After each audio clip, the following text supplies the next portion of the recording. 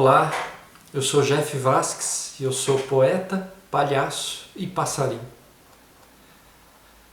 Olha, a minha aproximação com a poesia com certeza não foi via minha casa ou minha família. É, Lá não tinha grandes leitores, não tinha muitos livros. Também não foi nenhum estímulo da escola ou de alguma pessoa específica. Eu acho que eu chego na poesia por causa da minha introversão, a minha timidez. Eu tinha muita vontade de dialogar com as pessoas, mas eu tinha dificuldade de fazer isso. E acabei dialogando através dos livros, né? Cheguei na leitura. A minha escola municipal tinha uma biblioteca legal e eu mergulhei ali nos livros. Depois eu descubro a biblioteca municipal, que era maior ainda. E aí eu vou ler de tudo lá, de Agatha Christie a Dostoiévski, Kafka, e em algum momento eu vou chegar na poesia. Lembro do Drummond, mas o que me marcou profundamente nessa época foi a descoberta do Fernando Pessoa. Foi a primeira vez que eu senti o assombro poético, né? Como alguém de outro país, de outra época, conseguia dizer coisas tão minhas. E a poesia do Fernando Pessoa vai marcar minha dicção poética até hoje. Com certeza a minha poesia ela tem um caráter mais reflexivo e filosófico por causa do Fernando Pessoa. E continuei lendo muita poesia, e de ler para escrever foi questão de tempo. De início a minha escrita era muito para mim. A poesia era a minha boia de salvação, né? Eu, como um náufrago perdido no meio do mar, encontro a poesia e me seguro nela para sobreviver. Eu vivia coisas muito difíceis, né? Na época, com a minha família também, e a poesia era um canal de expressão, e não só de expressão, era onde eu podia externalizar o que eu sentia e podia entender melhor aquilo, e aquilo no mundo. Então eu não guardava, eu não queria mostrar para ninguém, eu jogava fora. Às vezes eu sentava num banco de praça, escrevia um poema e deixava lá para quem encontrasse. Foram precisos muitos anos para eu entender que a minha poesia poderia ter um valor social, um valor para o outro. E isso vai se dando aos poucos. Eu começo a participar de alguns concursos municipais, regionais, estaduais e começo a ser premiado. Isso me estimula a continuar escrevendo e mostrar um pouco mais para os outros da minha poesia. Depois eu entro na universidade pública e lá eu vou encontrar uma biblioteca maior ainda do que a da minha cidade. Vou ler poetas de outros países, eu vou estudar esses poetas, né, porque eu vou cursar letras. E só em 2009 eu vou tomar realmente a coragem para lançar meu primeiro livro, que é o Subverso, Barulho no Escuro dos Corpos. E como eu já ia me expor mesmo, expor todas as minhas vísceras em praça pública, eu decidi que ia ser em grande estilo. Eu chamei uma amiga fotógrafa, Cristina Beskov, e a gente fez uma sessão de fotos, e a capa e a contracapa do livro contavam com o meu corpo exposto, meu corpo nu exposto. Em 2011, 2 anos depois, eu lanço o meu segundo livro, que se contrapõe bastante ao primeiro. O primeiro era um livro muito verborrágico, com poemas longos. Esse segundo é um livro pequeno, é um livro de bolso, com micropoemas, poemas que exploram mais o jogo de palavras, o jogo sonoro, a disposição das palavras na página. E, inclusive eu chamo amigos para fazerem ilustrações ao longo do livro. 2 anos depois, de novo, eu lanço em 2013, eu lanço o meu terceiro livro, que é o Te Dou a Minha Palavra. Esse livro, assim como o primeiro, é dividido em 3 partes. E essas 3 partes são basicamente as 3 temáticas que eu mais abordo na minha poesia. A primeira é a da morte, da perda, a ausência, da memória. A segunda temática é do encontro com o outro, o prazer desse encontro, o prazer sensorial, né? Que passa pela palavra, mediatizado pela palavra. Então a palavra erotizada, a palavra como segunda pele, né? O jogo com as palavras e o encontro com elas, né? E com o outro, tudo junto. E a terceira grande temática é a questão dos problemas do mundo, dos problemas da vida em nossa sociedade hoje, como transformá-los, como superá-los, né? A poesia mais declaradamente política. Eu poderia dizer de forma simplificada que essas 3 temáticas seriam eu comigo, eu com o outro e eu no mundo.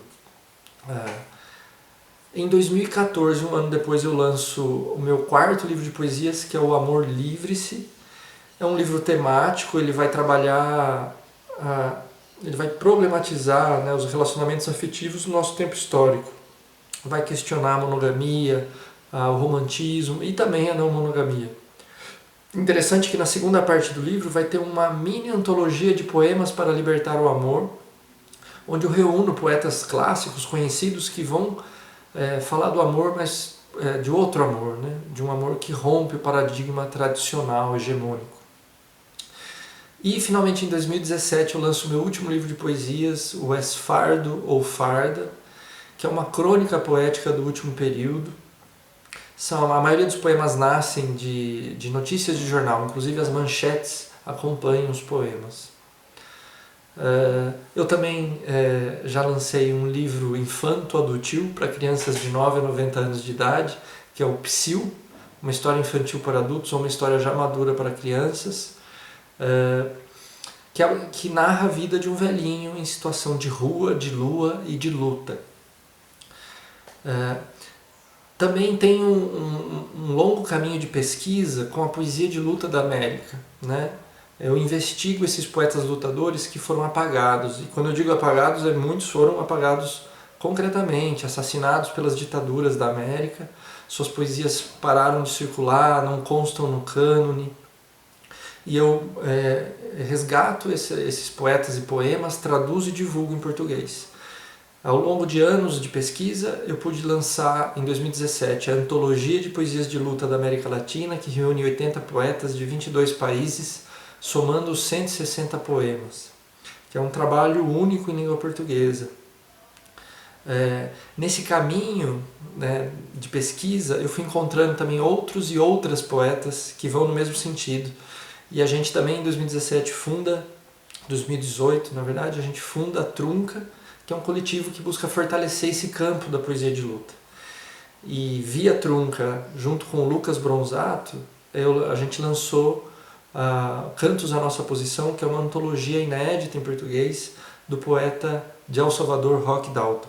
E eu também traduzi a poeta contemporânea colombiana Andy Gaona. Na época eu a conheci quando ela estava presa, era uma presa política do governo colombiano. Havia uma campanha internacional pela sua soltura. Logo depois, alguns meses depois, ela é solta. Eu a conheci nesse processo e junto, em parceria com a fábrica ocupada Flascou, a gente decide lançar o primeiro livro dela, O Nascimento Volátil, em português, do qual eu tive a honra de ser o tradutor. Olha, se eu penso na criança que eu era, no jovem que eu fui, eu nunca imaginaria que eu me tornaria um palhaço, porque eu era muito fechado, muito tímido, tendendo para a introversão. Mas justamente por isso, por eu ser fechado, introvertido, eu tinha uma imaginação muito grande. Eu lembro de eu caminhar para a escola imaginando guerras intergalácticas. Então era uma mente muito fértil. E soma-se a isso que eu me sentia muito inadequado. Eu sentia que eu não me encaixava nessas máscaras sociais que eram esperadas de mim. E por isso eu tinha um certo apreço, eu gostava muito da figura do Carlitos, do Charlie Chaplin, do Didi Mocó, dos Trapalhões, que eram figuras que, por mais que se esforçassem, nunca atingiam sucesso, né? Sempre fracassavam. E apesar do fracasso, continuavam felizes, tentando, né? Buscando o seu caminho. Enfim, aí eu dou um salto, né? Depois que eu entro na universidade,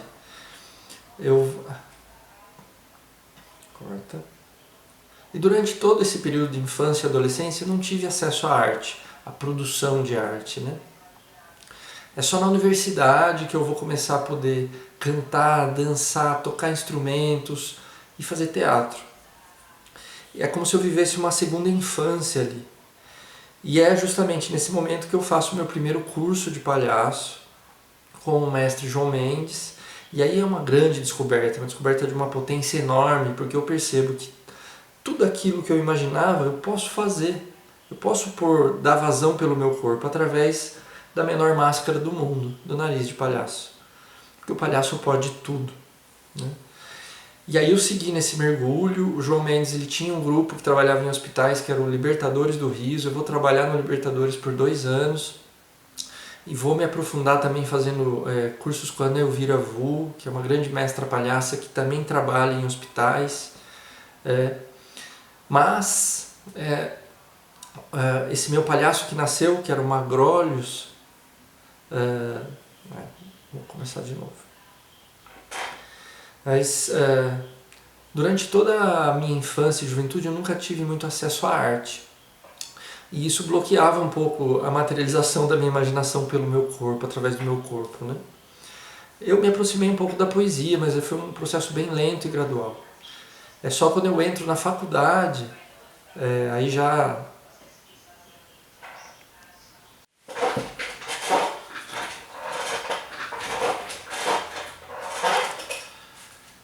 Só que durante toda a minha infância e adolescência eu nunca tive acesso à arte que pudesse materializar toda essa minha imaginação no corpo.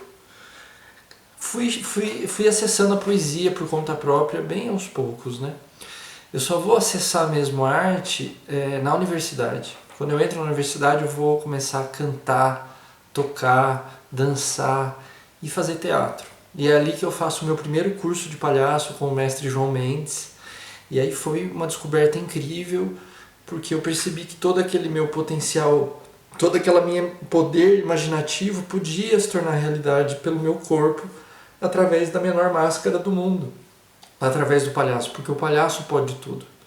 E aí eu segui me aprofundando nesse universo. O João, ele tinha um grupo que trabalhava em hospitais, que era o Libertadores do Riso. Eu trabalhei nesse grupo por 2 anos, me aprofundei fazendo outros cursos, por exemplo com a Ana Elvira Vu, que é uma grande mestra palhaça que também trabalha em hospitais. Mas por volta de 2005 eu interrompo esse caminho do meu palhaço que se chama Magrolhos, nasceu com o João Mendes, o Magrolhos. Eu interrompo esse caminho por escolhas de vida, né? Eu vou desenvolver um grande mergulho na política e paro um pouco de mexer com o palhaço. É só lá por 2011, 2012 que eu vou retomando o Magrolhos. Magrolhos desperta. E dessa vez com muita energia, né? Eu vou fazer uma participação no espetáculo Luna del Tango, que era um espetáculo de danças argentinas, com o Magrolhos, meu palhaço. Depois eu vou também fazer o curso de teatro do Barracão Teatro, e a gente vai montar o Homem da Cabeça de Papelão, onde eu vou trabalhar com máscaras e vou fazer um personagem cômico, que é a minha pegada, né?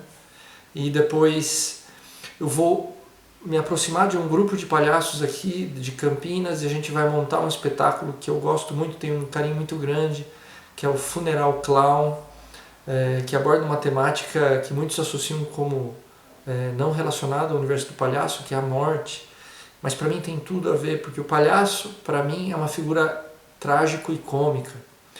E o espetáculo era isso, era um funeral que os palhaços organizavam, carregando o caixão e tudo, para uma amiga palhaça que morreu. Era bem interessante, bem bonito.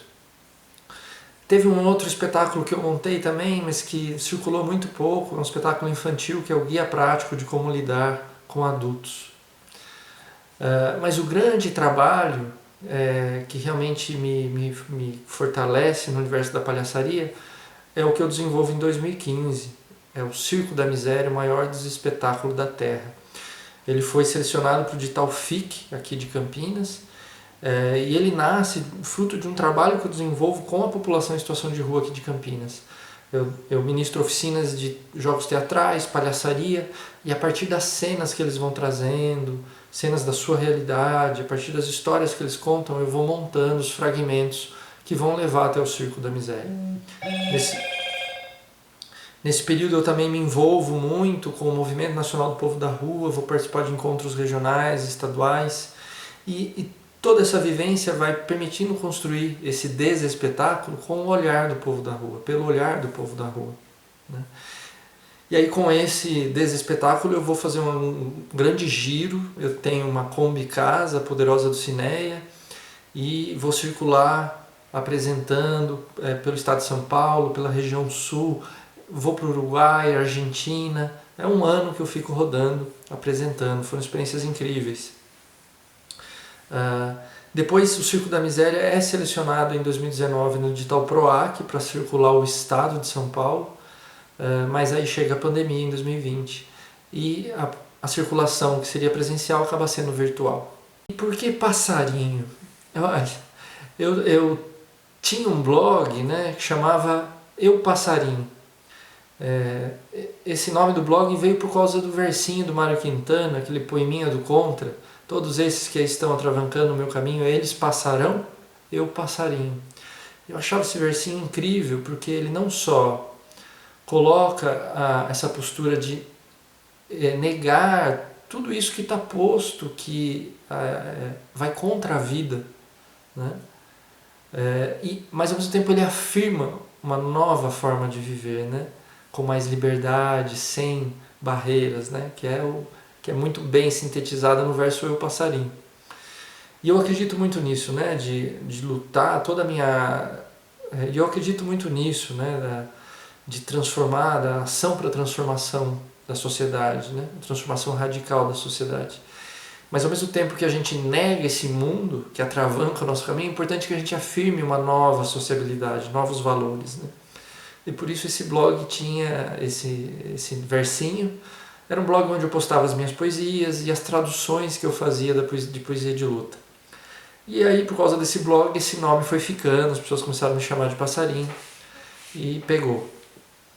Mas eu gosto de pensar também que passarinho, porque algo muito importante na minha atuação também é semear em diversos lugares, seja viajando, circulando com a poderosa Dulcinea, semear, né, dispersar sementes de liberdade, né?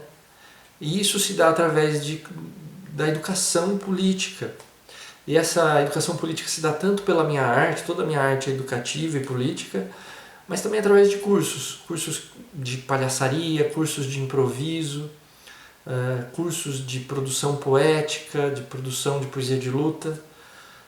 Através dessa ação como arte educador político, eu atuo como um passarinho, semeando um pouquinho dessas sementes de um novo mundo.